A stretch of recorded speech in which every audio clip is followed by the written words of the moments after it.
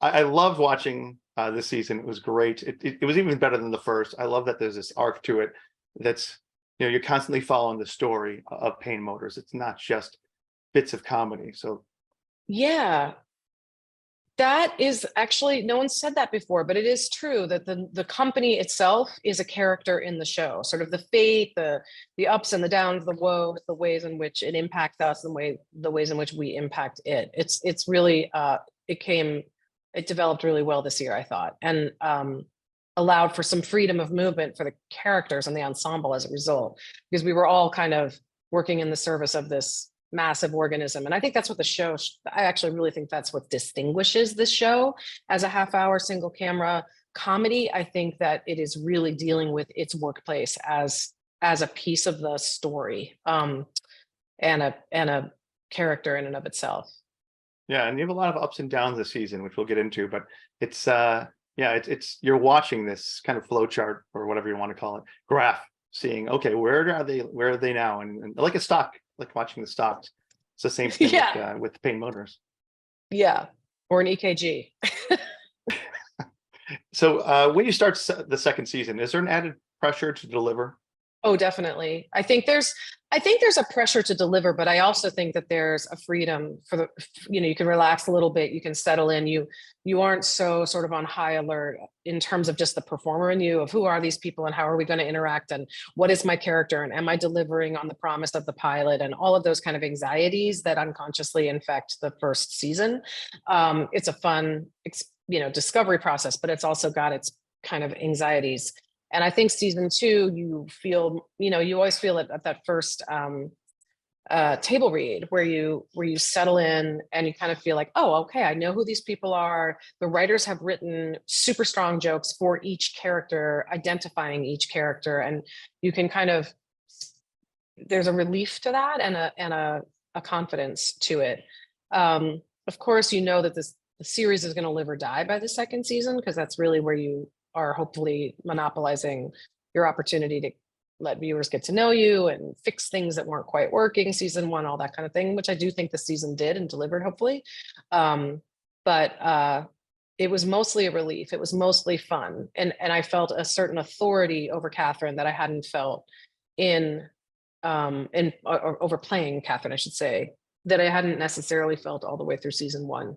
So did you have any goals to that, as you're starting season two, for the character Mhm. and for the series? Because you said you wanted to make some changes. What were some of the changes and adjustments you wanted to make? I mean, they're ultimately Justin Spitzer's decision. It's his show. But I think for me, I wouldn't call it a goal exactly, but in terms of wanting to play to what I wanted to be able to capitalize on strengths that I have as a performer and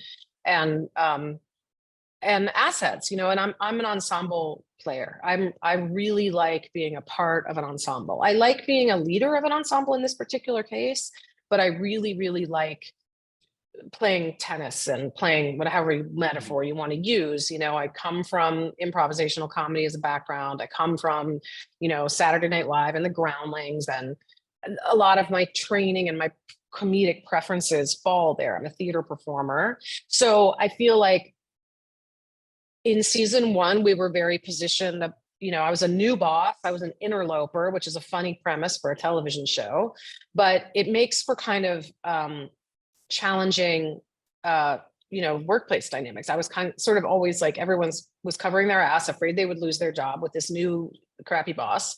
Whereas I feel like the second season, by virtue of making Pain Motors really a more substantial character, as you referenced, it suddenly became a shift of all of us together as an ensemble with our problems, but against whatever the outside world. It became much more us against them, because Pain is literally on fire, like we set the world on fire in the season two premiere. So our car literally causes a massive, brush fire. So it's sort of a great setup for the rest of the season, where we're kind of forever trying to put out the fire that is caused by these various calamities that befall American corporate life. And so we have to face them together as a team. And I think that felt more comfortable to me as a person and as a performer. I felt like I had more alliances and I had more just more, I was more on the side of my team on behalf of my team. And Justin made a really interesting, the writers and Justin made a really interesting, just a slight shift in approach for Catherine, which is that at the end of season 2 premiere, my job is on the line. And I go to the board. The board's like, you're out. You've totally royally screwed this up in so many different ways that you're out, no matter how good a CEO you are. And you haven't demonstrated any skills so far that have shown us that. And I offer my neck on behalf of my team. Because I learned quickly that they're going to fire all of us. And I say to the board, give me 6 months. I can turn your stock price around, keep everybody's job. And so I've sort of done this sacrificial move, which is very out of character for this very narcissistic character. And it was it just felt like a really smart way to make Catherine, give her a positive attribute of fighting for people, of fighting for her team. It's a good leadership move, frankly, to say, I take responsibility for the actions of my people, and I also take responsibility for their well-being. And it gave us a reason to all fight together. And so I could still, Justin and I talked about it early on. He was like, well, it makes her, it's a good move for Catherine, but then suddenly it sort of softened her so much that I was able to talk to Justin early on and say, let's keep a little bite to her. And he agreed. And so she did consistently remind people of her sacrifice for much of the season, which was kind of a win. You watch these little fires, or well, not little fires, big fires. And then you're like, okay, they put this one out. And as soon as she's like, they can relax and we move forward. Nope. Every time. Next fire. Yeah. Every and time. Another and another. Yeah. And there are, I think corporate America is, besieged that way. There was such a vulnerable point. I don't credit them with anything, but they are answering to shareholders. So, it's funny. He made, what I'll try to say is that this is a show about the people at the top. And Justin very clearly wanted to make a show about the decisions that people on the, C-suite were making, but they're still beholden. They're beholden to shareholders. They're beholden to the board. They're beholden to their customers. They're beholden to public opinion. They're beholden to the whims of social media and, workplace dynamics and change.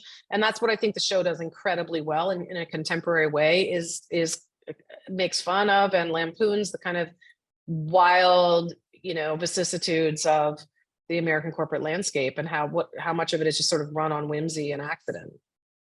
We get to know the characters. You can actually root for them. Typically, we root against corporate America. It's just in our nature, and with good reason. I think you just made a really good point between seasons 1 and 2. I do think that for whatever reasons, because we were put in a position where we had to fight together on behalf of Payne Motors, and sure, plenty of selfish CYA behavior. We gave the audience a shot at rooting for us and hoping that these idiots would make it, past all of these calamities that they face over and over again. And I think people do at work. I think they have HR crisis, they have, public opinion crisis, they have, downsizing. These are really sensitive topics. And I feel like we were able to find what was funny about them over and over and over again this season. I'm really proud of it. And you should be. Every episode is well, thank you. Has its own charms and has, like I said, you don't know what you're going to come up against.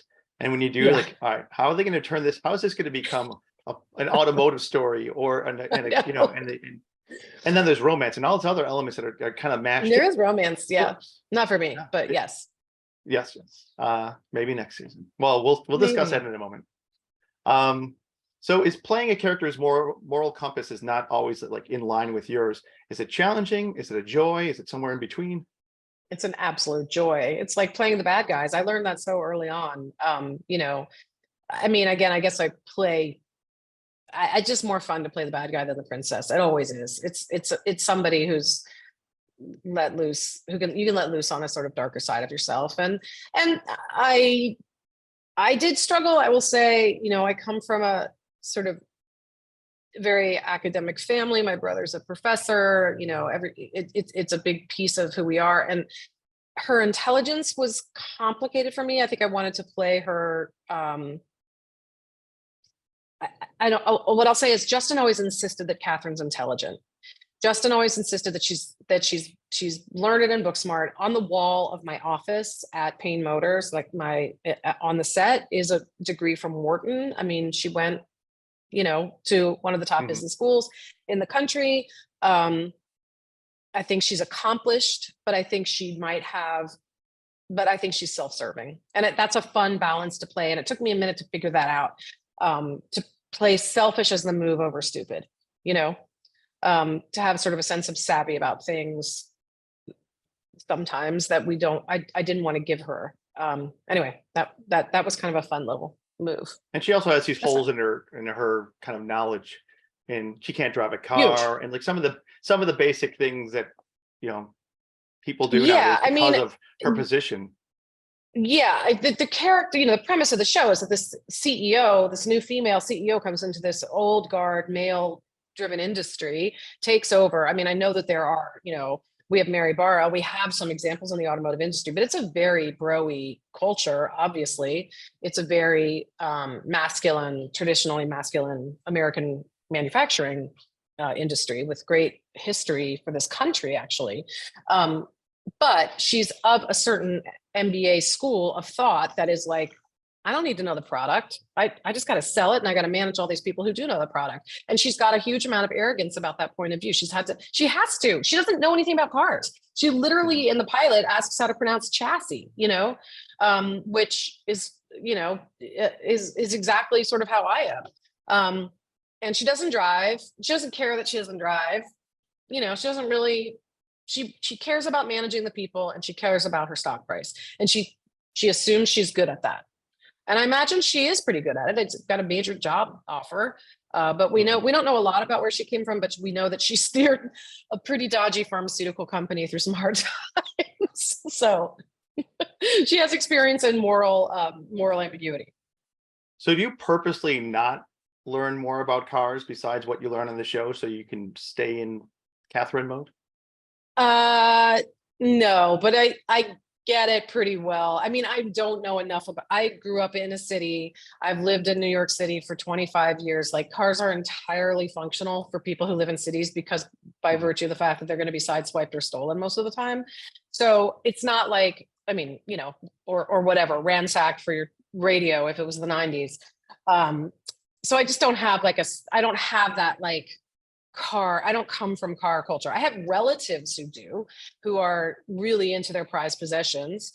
So I can relate to it, but it's just never been something that we spend a lot of time on. They're very functional. So I could kind of lock into that idea. And Justin wrote really in a really sort of succinct and funny way that way, where it's like, they take you places, you go from A to B. But, I mean, I appreciate why, Cyrus, the designer, and, Sadie, the marketer, all think that they're great objects of beauty, because I think I can understand why that would be the case for someone. I just have never lived in that reality myself.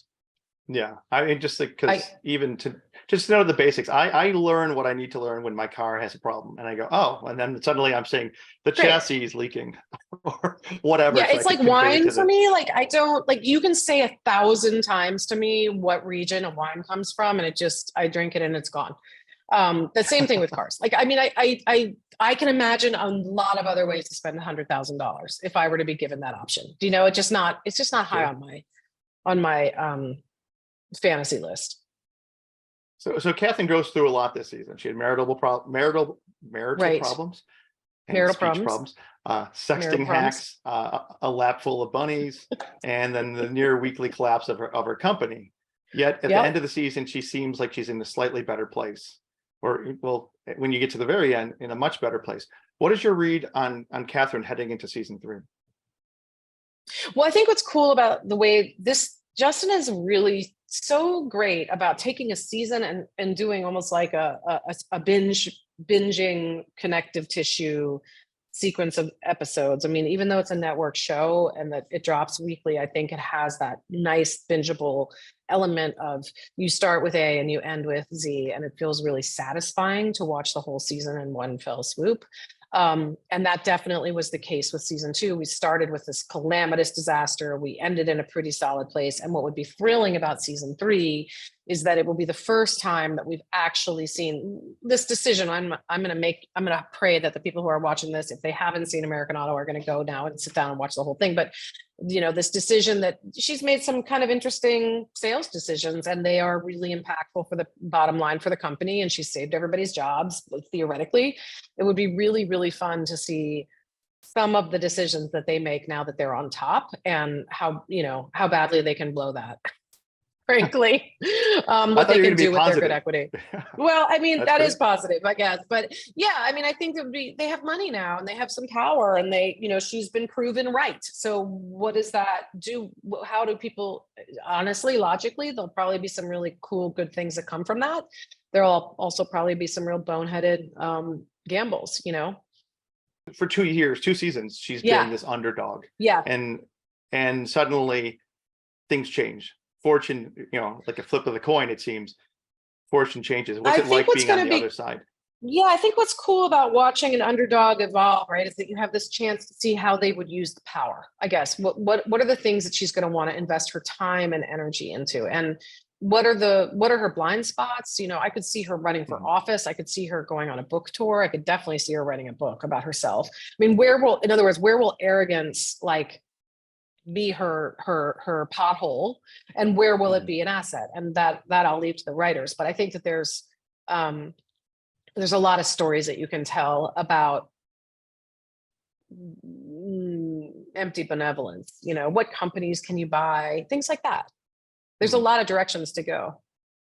Yeah, it's great. I want to see the book tour now. Hopefully, and again, happens. I really do. This is my sort of eating drum about this show. We are writing about contemporary social issues in real time. I mean, I'm not writing it, but they are, and there are episodes which are now somewhat, beloved amongst writers that I know.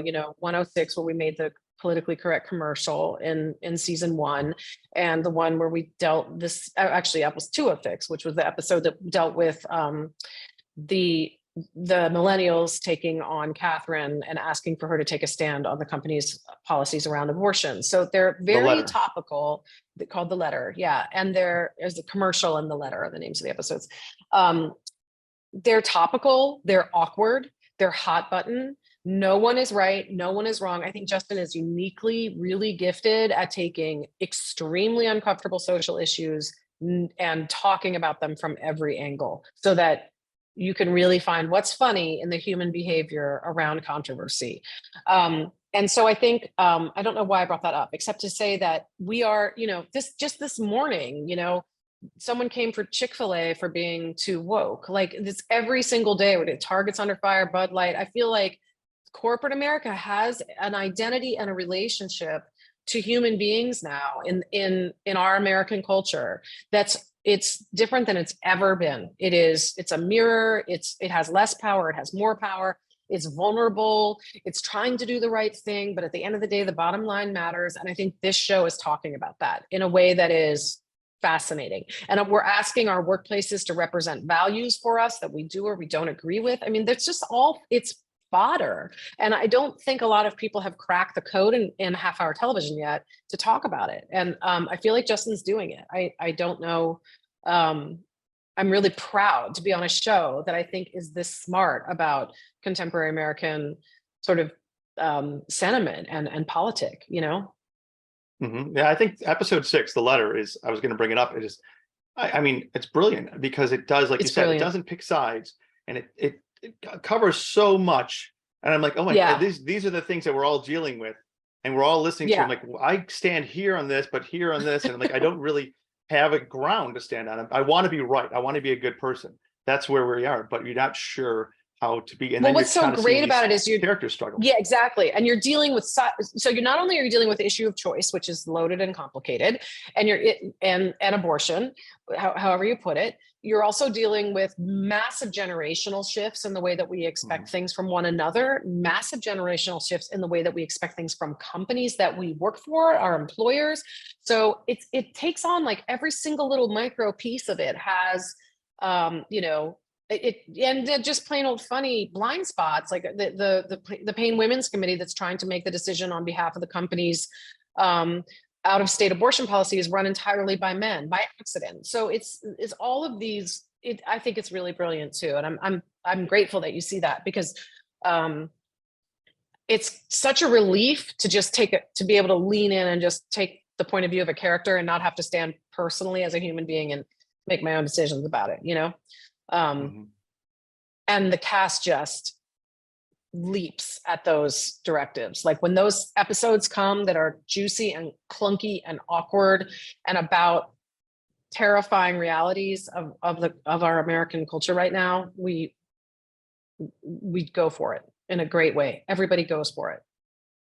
Yeah, I'm It's fun. surprised how much the writers and all of you go for it. It's I was like a little thrown back. I was like, they're not only taking not taking stances, but making statements. I'm like, I wonder how different demographics would read this, like a younger person. You follow the Twitter conversation around it, which is increasingly is, toxic, but on our show, it's incredible how many people from so many different walks of life feel seen and find the humor in it. That I've been shocked by how many points of view can get behind the show and say, like, it's interesting. Like, it brought up a bunch of stuff that happened at my job. It's so funny. And it's not just one demographic, going for it. And very few people complained about that episode. We were sort of bracing. And Justin also has this incredibly uncanny ability to write an episode 9 months in advance. For example, there's an episode where Elliot, Humphrey Carr's character, falls in love with a chat AI voice, right? That we're adapting to the cars, and there's a huge romance that happens. And it's in the episode dropped the same week as all the news about Chat GPT. So he's got this real ear for cultural moments that is somewhat prescient and interesting. Yeah, it's impressive because, like you said, there's things that you touch upon, like, this wasn't written last week. This was written, like I said, months in advance, and months it in just advance. seems like He just has an idea around like what the hot moments in culture are coming. He's a real observer of culture. So as you get into the second season, how does a film that I'm going to mess this up? Okay, let me start over. Start over. As you get into the second season, working together with the same team of people, how does it open up your performance? So much, because you feel safe with people. Your performance. I mean, 7 is a really great number, first of all, for comedy, because there's lots of different combinations and 3s and 4s. I mean, there's some that I still haven't even really properly played. So there's still sort of a sense of deliciousness of each time you get to work with a given pairing. And the characters are established, the dynamics are established. So you can take bigger risks. You can take bigger risks in improvisation. For example, Michael Benjamin, Washington, and I can really barb at each other in a way that feels very safe as a performer. Sadie and I can bond while we barb. There's Harriet Dyer and I are, last season, I think Catherine went at Sadie, the head of the other female executive, but we've got 20 years difference. So this year we sort of adapted the model slightly to this mentoring sensibility slightly more, and less, I'm going to fire you and don't object with me. But it's just a very satisfying sense of dynamics that are very comfortable. John Barinholtz, who plays Wesley Payne, who's sort of the birthright heir to the Payne fortune, but is such a massive screw up that he has not been left the company. His kind of sliminess is something that he's so good at it, and that's become so established. It's more fun to play against it. It'll be really fun in season 2 because he actually is now the primary. He's the majority shareholder in Payne. So in season 3, so that dynamic will start to get more interesting. It's fun. I'm sorry, I'm just blabbing on, but it's I mean, your question kind of answered it. The performer better, the character better, the kinds of jokes that everyone loves about them. You've seen them on television. That's the other thing. Watching and witnessing an edit and knowing how something will play once you see the final product just gives you a huge amount of freedom, and mostly just kind of an unconscious 30% disappears, and you can kind of be present for it. I kind of just have a menu version of what you do. You're the chefs behind it. So when you're going into all this detail, I eat it up. It's like, it's great to see all the Thank pieces and you. the ingredients that go in together, and it's not just we showed up and read a script. It's chemistry, it's writing, it's Yeah. it's a laundry Yeah, I list of guess great that's stuff. true. It is a laundry list. Yeah. I mean, but so and I like when, again, I've done a lot of theater in my life. And so I love when a show kind of reaches the point where you're just running your eight a week track and you're so in the kind of groove, literally, the backstage, the dressers and the prop people are moving in a certain sort of traffic pattern nightly. And there is a freedom. It's like, I always say to people, it's like, if you go to the gym and like, I don't know, like after 11 minutes, I hate it, I hate it, I hate it, I hate it. And then after 11 minutes, I'm like, oh, this feels great. That's sort of what season 2 feels like. You're like, I should be doing this. I have to be doing this. It's kind of like mechanical and feels very like you're following the route, but you're kind of clunky and in your head. And then season 2 is like you've hit the 11-minute mark and you're just kind of grooving a little bit and comfortable. And there are these little pieces that come up that we know now as established things, like Sadie and Catherine have walk-in talks where she's trying to usually get my approval and I'm moving on, and we know how to play those scenes. And they, we film them probably 10 times faster than we did season 1 because there's this ease to them. We know exactly, oh, it's a walk-in talk. So this is the dynamic and I'm going to fall into the dynamic and I'm going to talk too loud and, and I'm going to say things that embarrass her. And it's fun because there's a routine and a familiarity. Same thing. It's so funny because I've now done so many shows with People of Earth was a show I did before for TBS. It was a support group. The nightmare of a support group is like once an episode, you have to film 10 people in a circle. Same thing with the boardroom. I'm very comfortable now with what it means to sit at the front of the boardroom and everybody's got their place where they sit automatically. And very rarely do we change the seating around and, because this is the top of the day agenda meeting or whatever. So it's funny, ever since I started working on the show, we also got a new dining room table. We got an oval, which is very similar to the table we have at the show. And I've now started sitting at the head of our table automatically. And I realized I was like, maybe my husband would like to sometimes sit at the end of the table. So, speaking of the kind of chemistry that's built that creates this flow in Night Out, the crew really lets loose. And I was wondering how much of that was directed and staged, and how much did they give you some free time and just say, you know what, have fun, and we're going to shoot it, or what was that energy like? There was some free flow once we got the booze going, and like the when we went down to her wine cellar, Catherine's wine cellar, and there's a montage sequence that's like a bunch of wild partying, and that was much more grabbed slices. There was a lot more improvisation and little pieces there.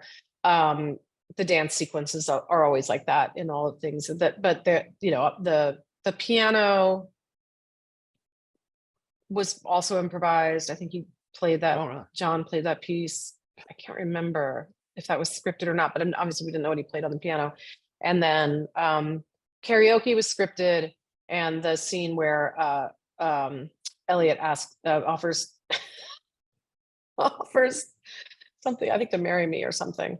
And I start crying, but those were all scripted. So yeah, I mean, just a good natural energy there, which is something that yeah, again, it doesn't just happen. It's great to see it and feel like this is, and especially that they're kind of really bonding as characters, but as the I was actors did as nervous well, but about now the that characters are episode. catching up. Yeah, I was really nervous about that episode. I wasn't sure how to be, I mean, like Catherine, I wasn't really sure how to be out of the office as the character necessarily. I really wasn't certain about it. I kept texting Justin, in fact, and saying like, is this okay? Like, how's the edit? How's that? It made me the most nervous of all of the episodes, oddly. And then it turned out great. I think it did exactly what it was supposed to do.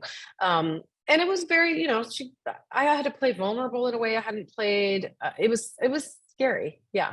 In a fun way. Well, great. I enjoyed it. So you got one thumbs up and probably a million more out there. So, yay. See, that's all that matters. My thumb of approval will go up there. Approval. So when you play Catherine, there's these great moments of physical comedy. Some of it's subtle, some of it's bigger. Is that something that's always been in your toolbox, or is that something that kind of evolved as you became grew as an actress and a comedian? You know, I definitely have it in my toolbox. I don't, I'm not always a disciplined enough actress to, really true physical comedians have to like, there's a rehearsal involved, frankly, and I'm not that disciplined, but, I don't, I'm so wordy, and I obviously when you're on SNL, you become best known for the things that you write. And so wordy things tend to be my thing. And obviously Catherine speaks a mile a minute. And that was sort of the primary. Justin's shows are very dense verbally. Our scripts are long. We talk fast.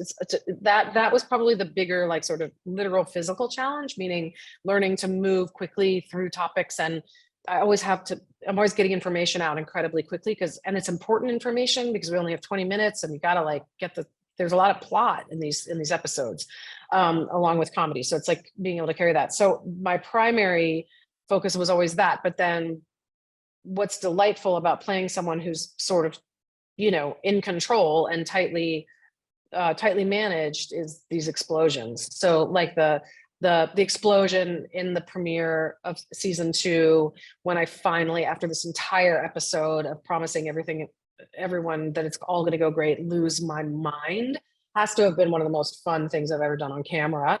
And just, again, season 2, the freedom to like hurl papers and insults and whatever was in my physical way was incredibly liberating. And as was the scene, I would say second to that, which was covering when we've been hacked and there's pictures I've sexted to my husband to try to save my marriage, to try to.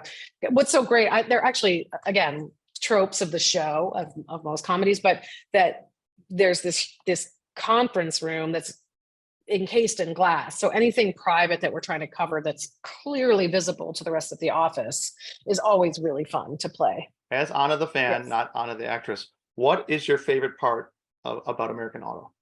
Anna the fan, I like its intelligence. I like its intelligence. I mean, Anna the fan thinks it's really smartly written, and the cast has amazing chemistry. And it's the same. I'm a broken record, but I think it's a really contemporary comedy. I think it is a comedy that is laughing in real time at the foibles of our relationship to corporate America. It's the C-suite, and it's what's funny about the C-suite. 3 words to describe season 2 of American Auto. 3 words to describe season 2 of American Auto. Oh gosh, this is hard. Sorry, I want to say just the right ones. This is the worst kind of question for me because this is my Wordle brain. 3 words to describe season 3 of American Auto. Focused, ridiculous, panicked. I like it. I don't know. Good. Another thumbs up. Put it right there. It goes. Okay. So thank you so much for your time. Thank you so much for your work on the show. I absolutely loved it. I'm looking forward to season 3. I'm hoping we can, the world can correct itself and we can get those writers back in the writers' room and paid properly and everything else, and we can and make this happen in a timely fashion. So you and me both. And thank you for the support of the show, and thanks for supporting our writers. Obviously, I believe in them. Thank you so much.